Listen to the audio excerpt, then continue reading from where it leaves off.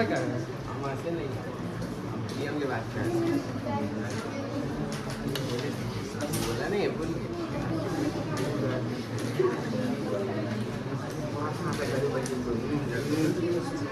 Provision पर छोड़ provision क्या है? कोई चीज़ के लिए तो पहले से रेडी हो, तुमको पता है कि वो होने वाला है, इसके लिए पहले से रेडी जैसे तुमको पता है कि तुम्हें चालान कटने वाला है, पुलिस तुमको पकड़ेगा, तुम अलग से 500 एक कर लेके चल। देखना, ध्यान दीजिएगा यहाँ पे एक छोटा सा चैप्टर है, प्रोविजन एंड रिजर्व। तो दो टॉपिक पढ़ना है, एक प्रोविजन का और एक रिजर्व का। ये आपका बुक है, एक पेज, दो पेज,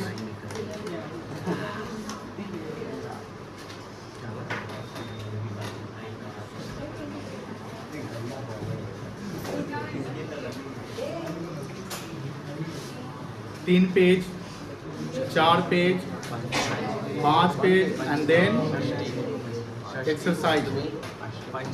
तो एक छोटा सा चैप्टर है वो जल्दी खत्म हो जाएगा, ठीक है। क्वेश्चन नहीं, खाली ऑब्जेक्टिव। अब बात ये है, क्या होता है प्रोविजन एंड रिजर्व, वो समझना है। प्रोविजन का मतलब होता है the estimation of future expenses. क्या मतलब होता है? The estimation of future expenses which are not actual at present.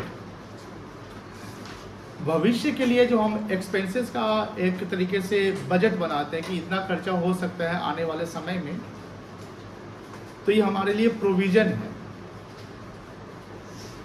वो एक्चुअल नहीं है। जैसे मान लो किसी को मुझे सैलरी देना है, वो 10,000 रुपया पर मंथ का जॉब कर रहा है, तो उसको 12 महीने 1,20,000 देना है सैलरी, तो ये मेरे प्रोविजन नहीं है। लेकिन मान लो कि कोई इनकम जनरेट कर रहा है और उस इनकम पे उसको इनकम टैक्स बनेगा। क्या बनेगा? Income tax. तो इनकम टैक्स जो बनेगा वो इनकम पे, और इनकम आने वाले समय में क्या है वो अभी कंफर्म नहीं है। तो फ्यूचर में जो मेरा इनकम टैक्स बनेगा वो आने वाले इनकम पे, तो इनकम टैक्स का हम कहीं ना कहीं एक एस्टिमेशन करेंगे कि आने वाले समय में इतनी इनकम टैक्स बन सकती है, जो प्रेजेंट में हम उसको एक्चुअल नहीं कह सकते हैं, तो वो हमारे लिए प्रोविजन हो जाएगा। लेकिन जब हमने उसको पेड कर दिया, चाहे वो ज़्यादा पेड किया या कम पेड किया, तो वो प्रोविजन नहीं कहलाएगा, क्योंकि आपने पेमेंट कर दिया है। तो प्रोविजन हमेशा ध्यान रखिएगा, हम अपने इनकम का और एक्सपेंसेस का करते हैं, बट जनरली एक्सपेंसेस का प्रोविजन इसलिए किया जाता है बिकॉज आने वाले समय में हमारा खर्च होने वाला है। जैसे इलेक्ट्रिसिटी का बिल, आप अभी अगर सितंबर में है, आपको लगता है कि आने वाले 6 महीने में हमारा बिजली बिल 5,000 पर मंथ के अनुसार 30,000 हो सकता है, तो प्रोविजन फॉर इलेक्ट्रिसिटी बिल हम करते हैं। तो provision for electricity bill means what? The electricity bill your expenses and that expenses will be incurred in future, then right now it is the estimated expenses. right now क्या हो हमारा estimated expenses है, जिसको हमने actual में incurred अभी नहीं किया है। 30,000 खर्चा होगा, actual में 30 ही होगा, ये कंफर्म अभी नहीं है। हो सकता है 28 ही हो जाए या 32, 35 कुछ भी हो सकता है। तो जिस एक्सपेंसेस का हम एस्टिमेशन करते हैं फ्यूचर के लिए, उसको हम प्रोविजन कहते हैं। क्या कहते हैं बेटा? Provision.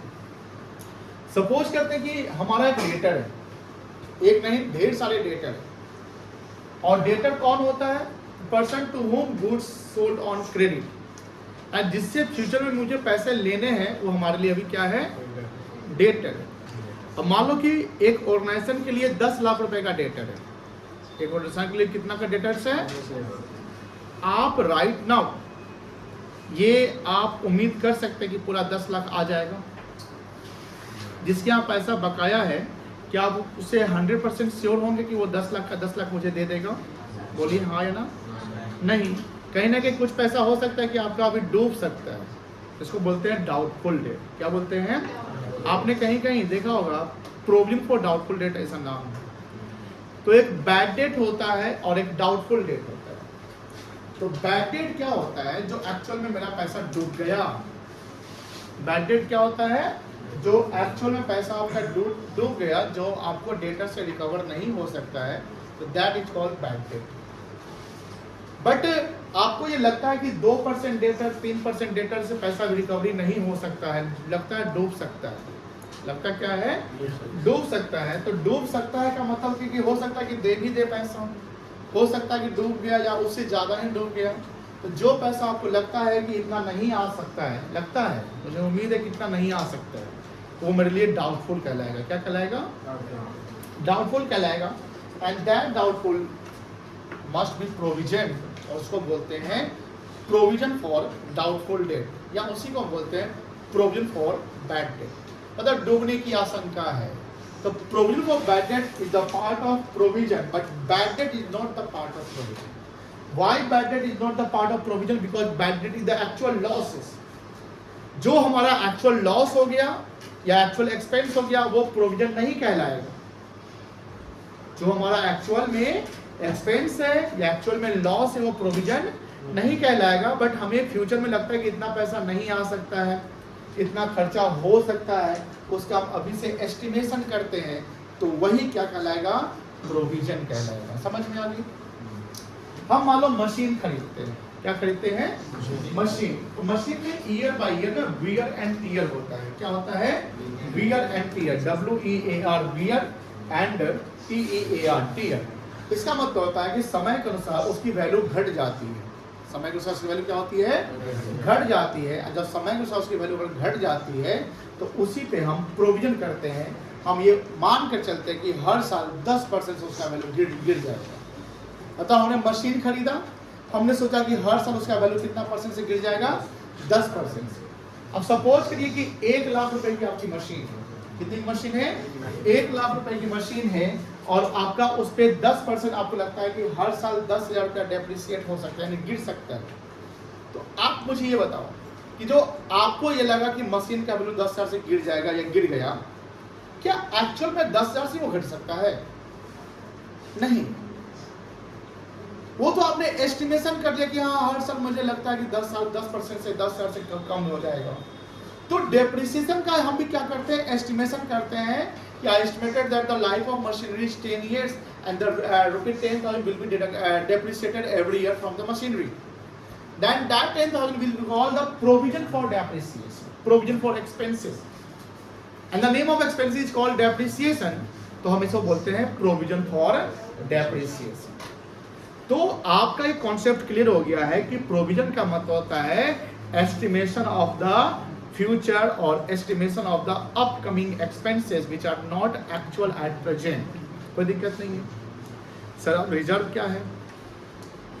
Both provision and reserve are different. Both provision and reserves are different. Reserve is the appropriation of profit. Reserve is the appropriation of profit where an organization set aside some part of profit to the specific fund which is called reserve. There are two types of reserve, the revenue reserve and the capital reserve. Revenue reserve is created from the revenue profit and the capital reserve is created from the capital profit. जो specific purpose से कोई profit होता है, मानो business में बेचा, हमने assets बेचा और वहां से प्रॉफिट हुआ, तो वो प्रॉफिट कहलाता है कैपिटल प्रॉफिट। क्या कहलाता है? कैपिटल प्रॉफिट कहलाता है। और वहां से जो रिजर्व आ जाएगा उसको बोलेंगे हम कैपिटल रिजर्व बोलते हैं। क्या बोलते हैं बेटा? Capital reserve. और अगर day to day business operation से जो प्रॉफिट आता है उसको बोलते हैं बिजनेस प्रॉफिट। क्या बोलते हैं? और वही बिजनेस प्रॉफिट कहलाता है रेवेन्यू प्रॉफिट। क्या कहलाता है? और उस प्रॉफिट को हम अगर किसी रिजर्व में डाल रहे हैं तो वही कहलाता है रेवेन्यू रिजर्व। क्या कहलाता है? Revenue reserve. कोई दिक्कत नहीं है। आप पीछे से 2 बच्चे आगे वाला बेंच पर बैठिएगा, लास्ट बेंच पे।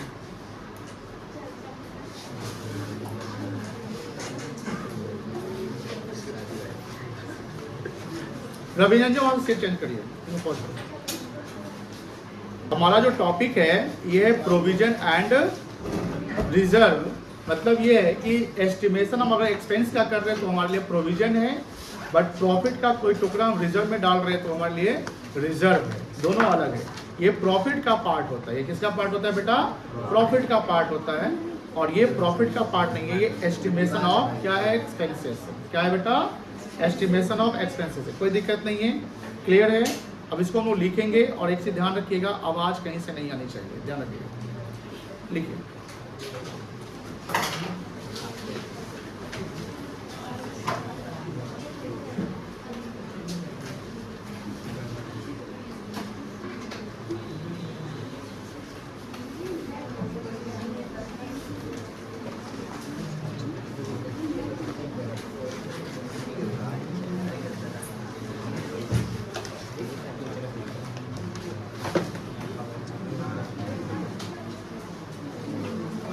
Provisions means the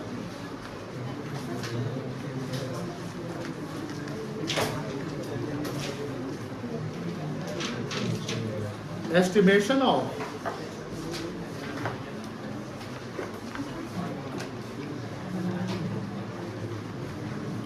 future expenses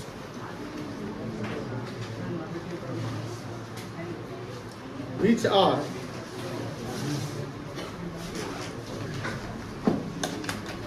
estimated for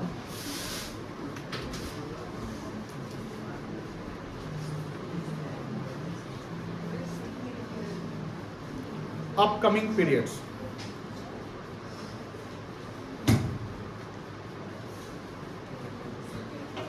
Provisions is not the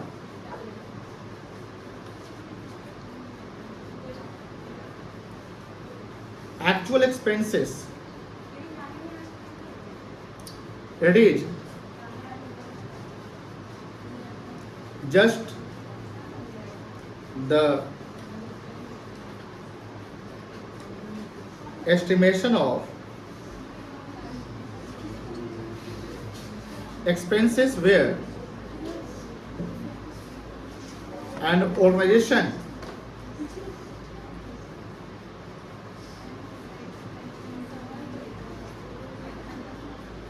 feels or expect that the following expenses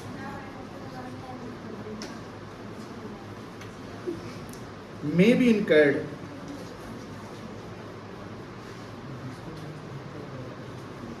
in future.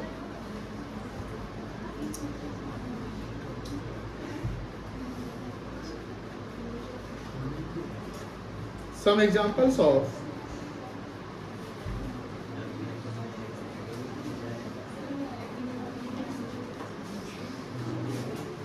provisions are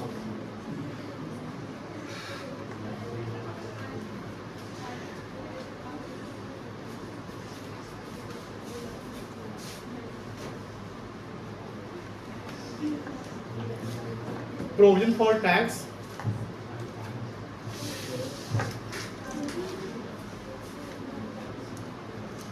provision for bad and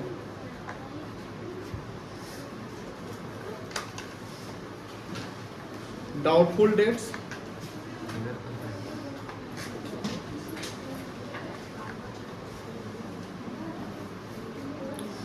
provision for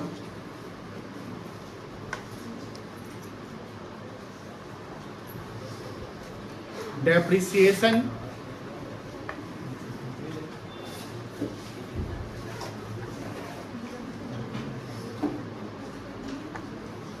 provision for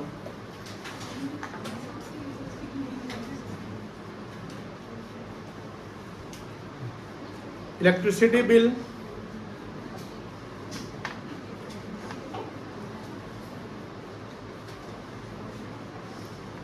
provision for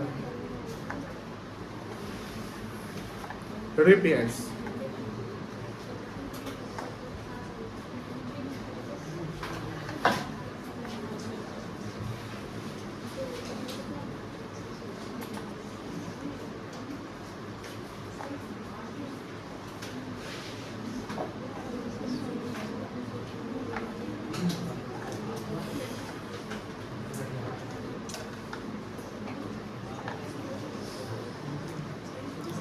if an organization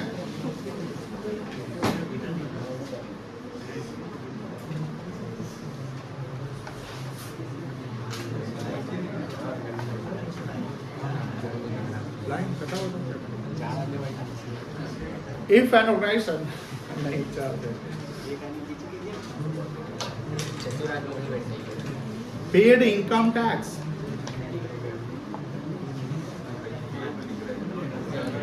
अगर organisation ने income tax का payment कर दिया तो that is not called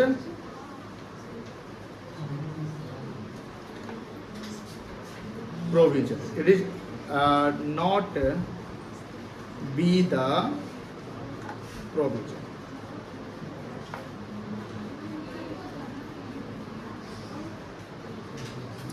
bad tax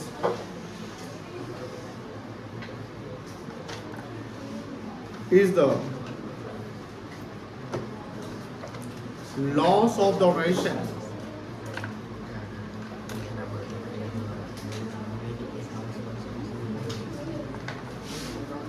which is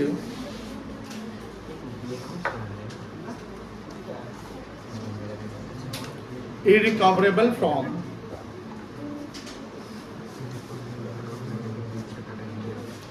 debtor.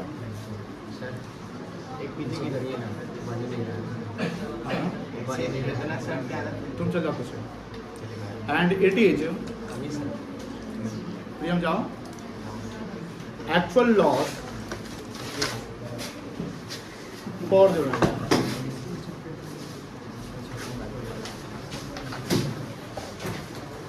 therefore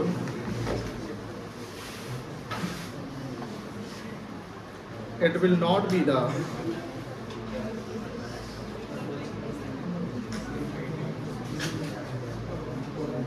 provision. What case?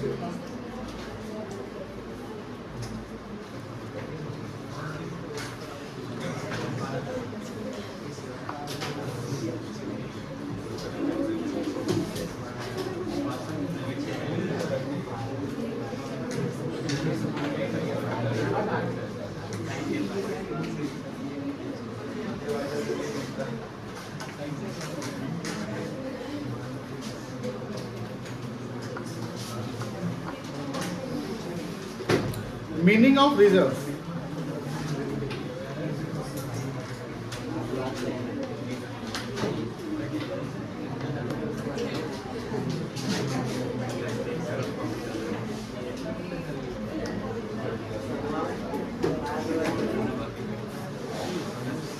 Reserves is the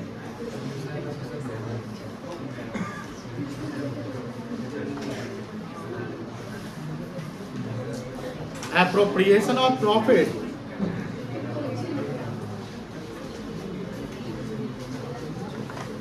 which are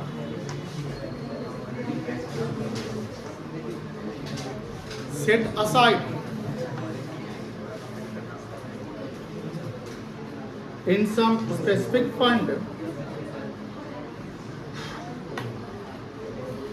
or reserves for meeting the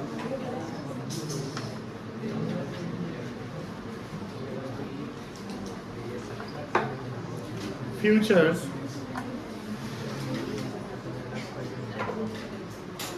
uncertainty. That is called contingency.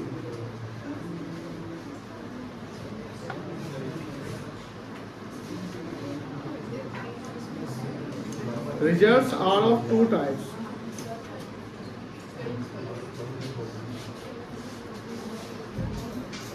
The first one is revenue reserve.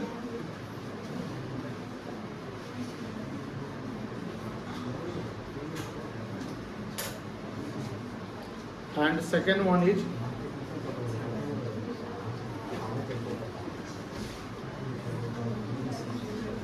capital reserve. Contingency. Contingency का मतलब था uncertain.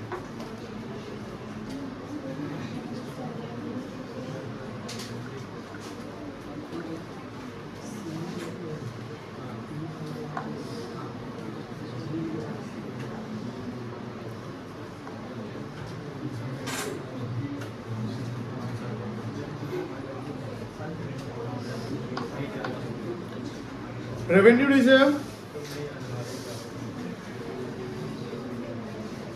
is created from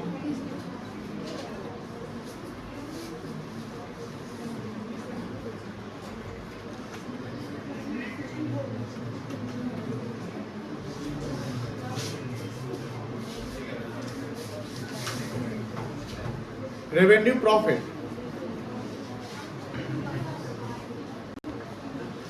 and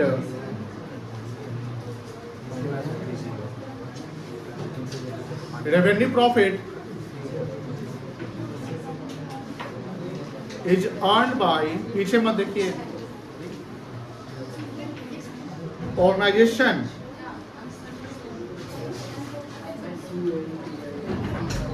on day-to-day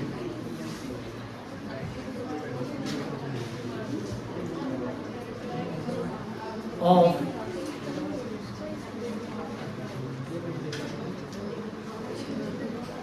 business operations.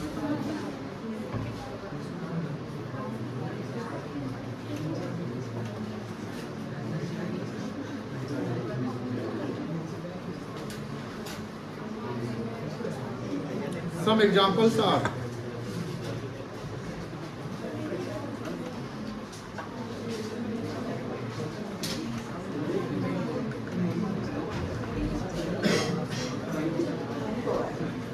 general reserve,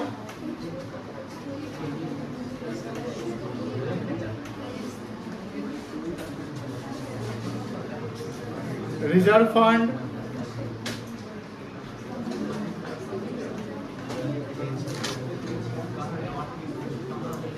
contingency reserve,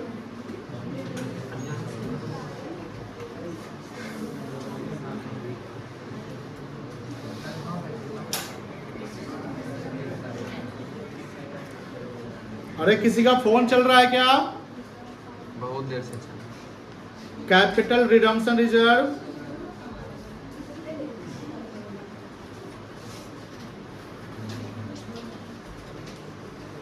CRR कहते हैं इसको।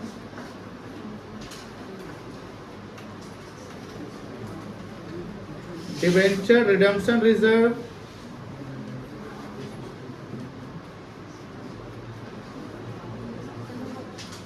Etcetera. Redemption का मतलब note down करिए, पता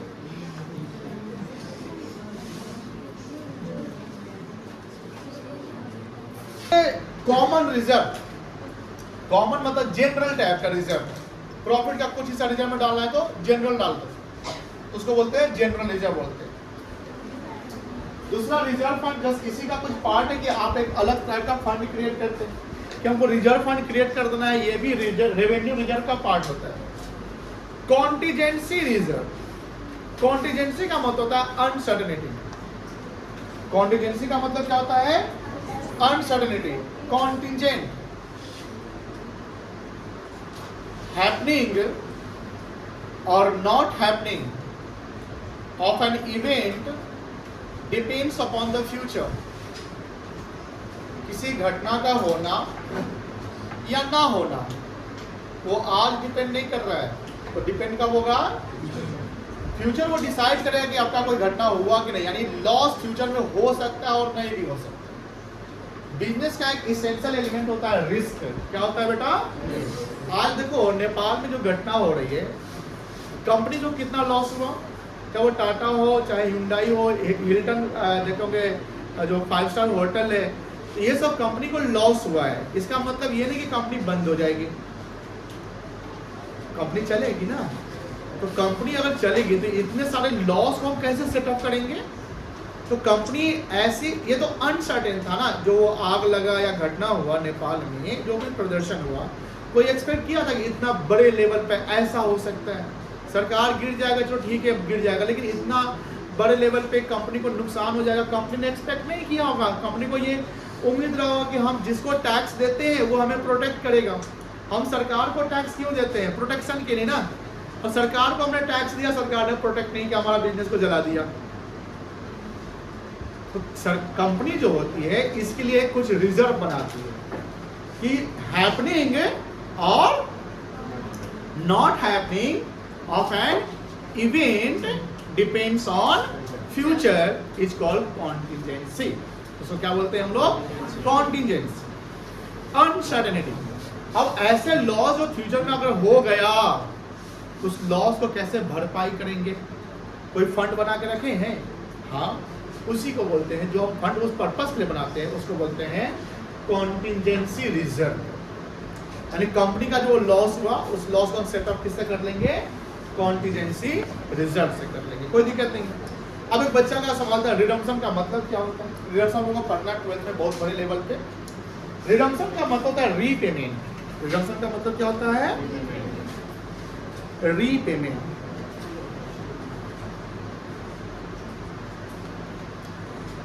जब हम किसी प्रेफरेंस शेयर का या डिवेंचर्स का या लोन वगैरह होता है, आपको पढ़ना है, समझ लो एक तरीके से कोई जो हमारा क्रेडिटर्स है या कोई हमारी लायबिलिटीज है जिसको फ्यूचर में हम रीपे करेंगे। फ्यूचर में क्या करेंगे बेटा? रीपे मतलब रिडीम करेंगे। तो उसके लिए हमारे पास अभी से कुछ फंड होने चाहिए। उसी फंड के लिए हमको रिजर्व क्रिएट करना पड़ेगा, कैपिटल रिडम्पशन रिजर्व या डिवेंचर रिडम्पशन रिजर्व। डिवेंचर को रिडीम करने के लिए हम डिवेंचर रिडम्पशन रिजर्व बना लेंगे और प्रेफरेंस शेयर को रिडीम करने के लिए हम कैपिटल रिडम्पशन रिजर्व बना लेंगे। तो these are the reserve which is the part of the which profit, which reserve? Revenue reserve. And next reserve is what? Capital reserve. लिखिए।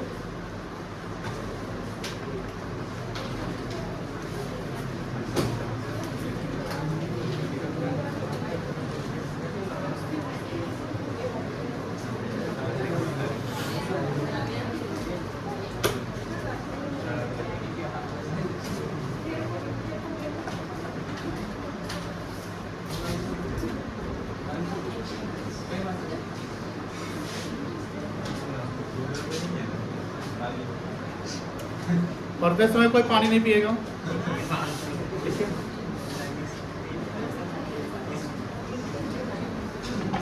Capital reserve is the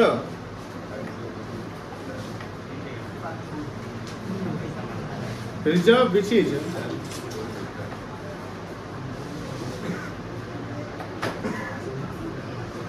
created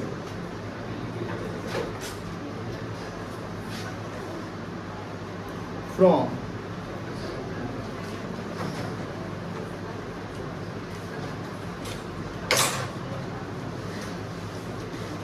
capital profit.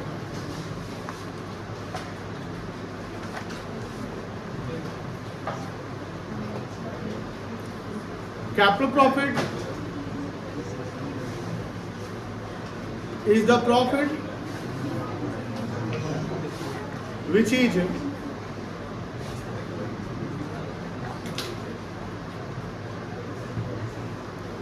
non-recurring in nature and it is created or it is created. It is the profit which is arises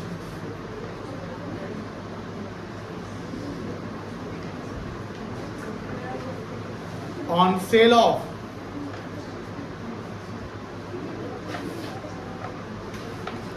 capital assets, that is called fixed assets,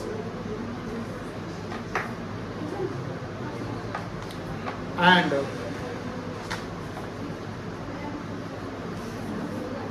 or on purchase of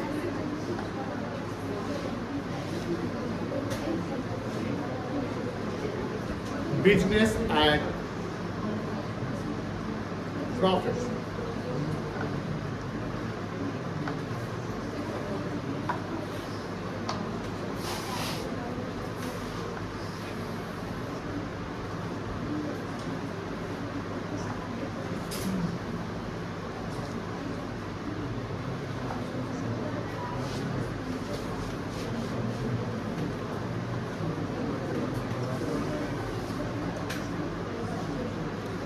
Some examples of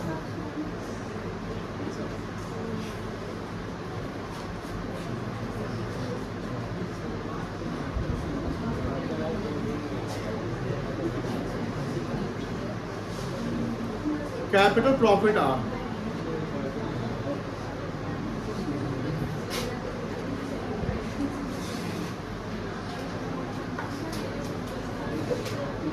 profit on sale of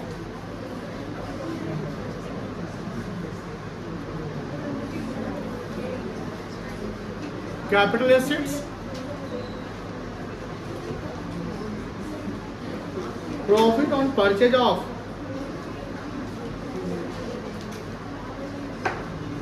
business,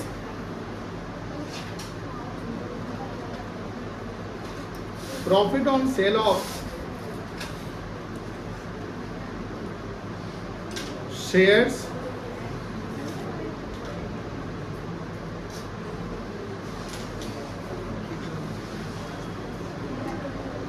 security premium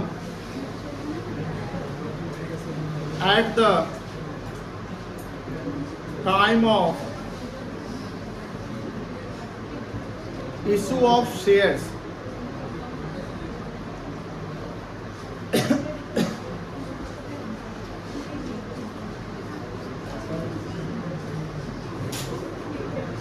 net benefit on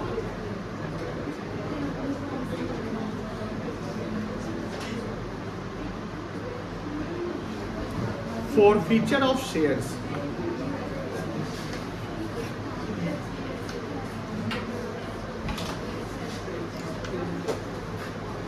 कहाँ थे हम?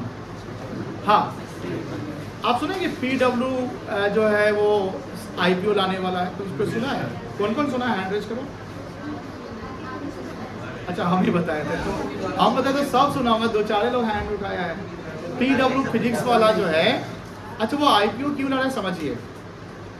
अब इसका यही purpose object है कि PW को global होना है, एंड जो और भी नेशन है लाइक श्रीलंका, बांग्लादेश, इंडोनेशिया, भूटान, ना नेपाल तो वही हो सकता है कैंसिल कर दे प्रोग्राम। तो ये सब नेशन में अगर आपको PW के ब्रांचेस रखने हैं तो कहीं ना कहीं उसके लिए क्या चाहिए? पहले इनिशियल स्टेज पर तो आपको पैसे चाहिए ना, पैसा पहले लगाओगे तो ही तो कमाओगे। तो PW अपना बजट बना रहा है कि हम अपना कंपनी का जो कुछ शेयर्स यानी ओनरशिप हम बेचने वाले हैं, जिसका फाउंडर अलग पांडे हैं, बट अलग Pandey founder does not means कि 100% ओनरशिप अलग पांडे के पास है। तो PW की जो वर्थ है उस वर्थ का कुछ पोर्शन वो पब्लिक को बेचेगा, मतलब पब्लिक को बोला जा रहा है कि भैया आप मेरे कंपनी में इन्वेस्टमेंट कर लीजिए, आपको भी हम कुछ ओनरशिप देंगे। बातें नहीं करेगा प्लीज, ओनरशिप हम आपको दे देते हैं। जब ओनरशिप दे देते हैं तो कुछ पब्लिक को भी ओनरशिप मिल जाएगा, तो वहां से ओनरशिप रिलीज होगा। कहाँ से? कंपनी के फाउंडर या कोई भी प्राइवेट जो स्टेक होल्डर होंगे, और वो लोगों को, यानी अगर आप शेयर खरीदते हैं तो आप भी ओनर बन जाएंगे। तो लगभग ऐसा बोला जा रहा है कि 3,300 करोड़ का जो ये एक रिपोर्ट है RHP, रेड हेयरिंग प्रोस्पेक्टस कहते हैं। प्रोस्पेक्टस बताए होंगे, पता है? RHP, रेड हेयरिंग प्रोस्पेक्टस, वो किसको सबमिट किया होगा बताइए शेयर इशू करने के लिए?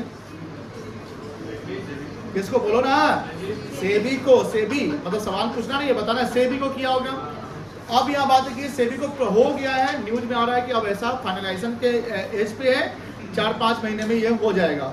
अब देखो बहुत को इसका एक्साइटमेंट रहता है, अब न्यूज आएगा, आप लोग अपना पैसा बना कर रख लीजिए, PW का IPO आने वाला है, फलाना ढकाना जो भी चीजें हैं। अब कंपनी का मानो कि बेस प्राइस 100 रुपया है। कितना प्राइस है?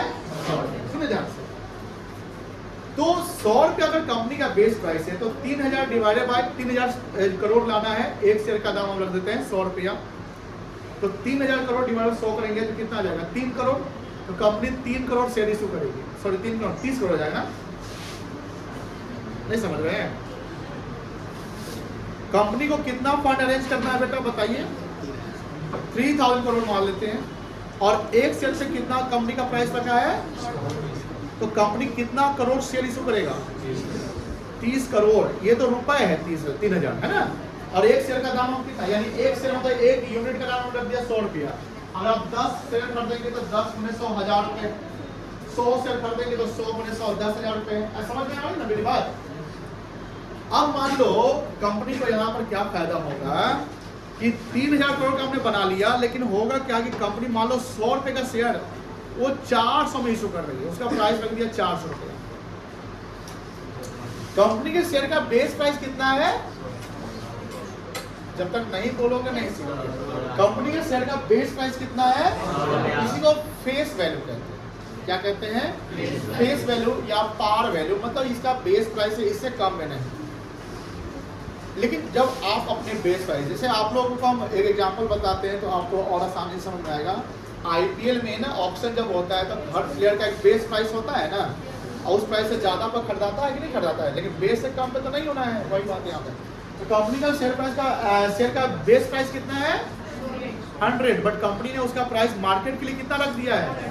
400। अब देखो कंपनी को कितना फायदा होगा? 400 गुने 30, 12,000 करोड़ आ जाएगा। अब यहाँ एक शेयर पे कंपनी को कितने का फायदा हो रहा है? 300 करोड़, 300 रुपए का। और कितना शेयर है? 30 करोड़ है ना, तो कंपनी को कितना फायदा टोटल हो जाएगा? इसी को बोलते हैं प्रीमियम, सिक्योरिटीज प्रीमियम। यह सिक्योरिटीज का मतलब होता है शेयर। सिक्योरिटी का मतलब क्या होता है बेटा? और कंपनी ने इस शेयर को प्रीमियम पे इशू किया है। कंपनी इस शेयर को किसने इशू किया है? प्रीमियम, मतलब बेनिफिट पे इशू किया है, तो that is called premium, security premium. और क्या कंपनी जो ये आईपीओ ला रही है, क्या ये हमेशा लाती है कि पर्पस, मतलब कि आप पैसे की जरूरत पड़ी तो कंपनी लाए? स्पेसिफिक पर्पस से, जब स्पेसिफिक पर्पस से जो प्रॉफिट हो रहा है, इस प्रॉफिट को क्या बोलेंगे हम? कैपिटल प्रॉफिट बोलेंगे, बट उसका नाम क्या है? Securities premium. तो यहाँ पर इतना आपको समझा दिया। 12th में ना 24 मार्क्स के लिए तो यही पढ़ने हैं अकाउंट्स में, 24 नंबर का शेयर डिवेंचर पढ़ना है ना। अब बात यहाँ पर है, क्या लिखा हुआ है? Securities premium at the time of issue of share, यानी जब कंपनी शेयर इशू करती है, बातें नहीं, जब कंपनी शेयर इशू करती है तो वहाँ कंपनी को जो बेनिफिट होता है उसको हम प्रीमियम कहते हैं। वो बेनिफिट कंपनी के लिए कैपिटल प्रॉफिट कहलाता है, कोई दिक्कत नहीं। उसी के बाद एक और है net benefit on forfeiture. Forfeiture का मतलब होता है जब्त कर दो।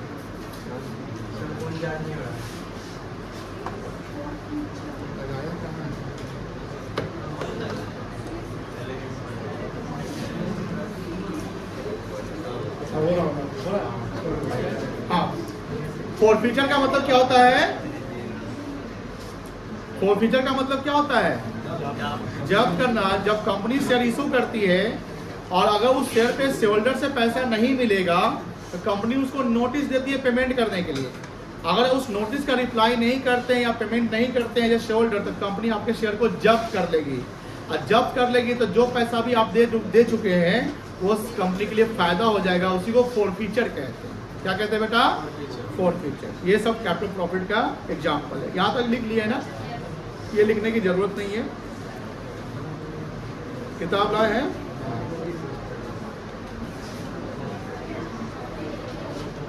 अच्छा, एक और रिजर्व था, सीक्रेट रिजर्व।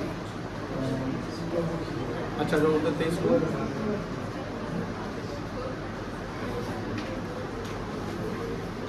इसके कुछ क्वेश्चंस है, करके आएंगे? अभी नहीं, घर से करके आएंगे। बोलो। इसको, इसका एमसीक्यू एग्जांपल सब करके आइएगा। एक छोटा सा टॉपिक बचा वो सीक्रेट रिजर्व, कल तक इसको हम रखें। कल शनिवार है ना, तो कल ये चलेगा, है ना। और मंडे से हम लोग पढ़ेंगे दूसरा चैप्टर। उसको क्या पढ़ोगे?